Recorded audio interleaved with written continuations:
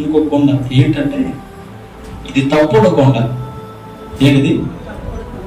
తప్పుడు కొండ. కొండ అంటే మనం ఎక్కలేనిది, అంటే ఇది మనం చేయలేమేమో, దీన్ని మనం కంట్రోల్ చేసుకోలేమో అనుకున్నదే ఒక కొండ. ఇప్పుడు దావీదు అనుకున్నాడు ఈ కొండ నేను ఎక్కలేను అని. అంటే మనకి ఏదైతే ఇది చెయ్యలేము అనుకుంటే అలా ఒక కొండని పెట్టుకోండి.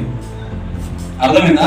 ఇప్పుడు అప్పులు నాకు తీరవు అంటే ఆ అప్పులు అనే కొండ నేను ఎక్కలేను, నేను తీర్చుకోలేను అని అనుకుంటున్నాం. అయితే ఆ కొండ యేసయ్య ఎక్కించగలుగుతాడు, నీకు సమృద్ధి దేవుడు దయచేయగలుగుతాడు. అలాగే ఇంకొకటి ఏ కొండ చెప్పాను?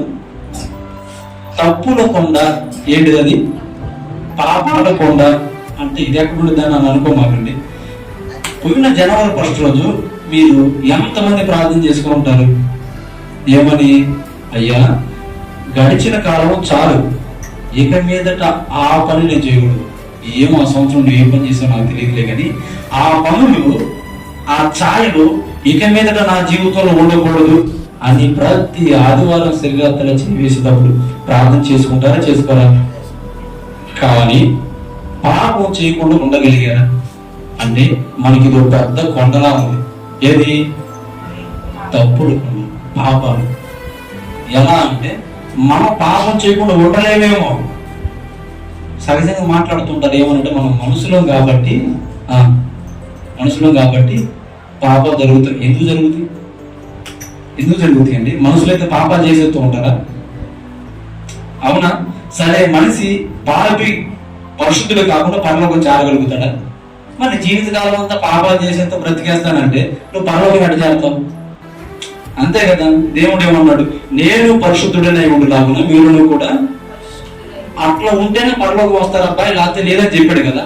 లేదు ప్రభా, మేము మనుషులు కాబట్టి సహజంగా మేము పాపాలు చేస్తూ ఉంటామయ్యా, తప్పులు చేయడం మా వంతు, దయ చూపడం మాత్రం నీ వంతయ్యా అంటే ఎట్లా ఉంటుంది? ఆలోచించండి.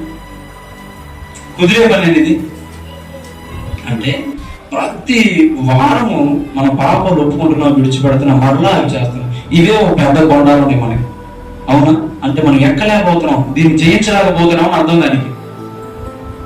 అవునా కదా? పాపి పరిశుద్ధుడిగా మార్చబడడా? ఆనాడు సౌలు పాపులలో ప్రధానుడిగా ఉన్నాడు. పాపుల్లో ప్రధానుడు ఎవరంటే మొట్టమొదటి నేనే వస్తానయ్యా. ఎవరు? నేనే వస్తానయ్యా. సౌలు పాపుల్లో ప్రధానుడిగా ఉన్నాడు.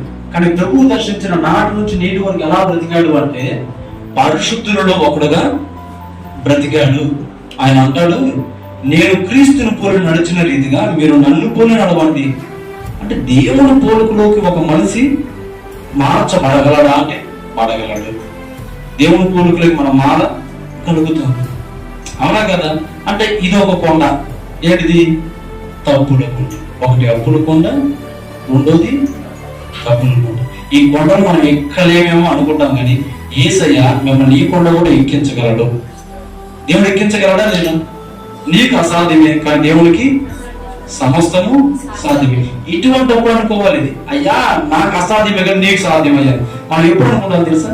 ఇలాంటి ఏదైనా ఆశీర్వాదం వచ్చినప్పుడు, ఆశీర్వాదకరమైన ప్రార్థన మనం చేసేటప్పుడు, అయ్యా నమ్ముడి నీ వలనైతే నమ్మోనికి సమస్తం సాధ్యం అన్నావు, నేను నమ్ముతున్నానయ్యా. ఈ మాట ఎప్పుడు అనుకోవాలి తెలుసా? పాపాల దగ్గరికి వచ్చినప్పుడు అనుకోవాలి. ఈ పాపాలు చేయకుండా నేను ఉండలేను, కానీ నేను నమ్ముతున్నానయ్యా నువ్వు నన్ను పరిశుద్ధపరచగలుగుతావని. ఇప్పుడు వాడాలి ఆ మాట. ఏ మాట అది?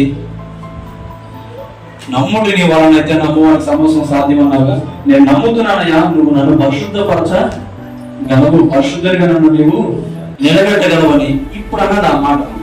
2 కొండలు చెప్పావు. ఏమిటి అవి? అప్పుడు కొండ,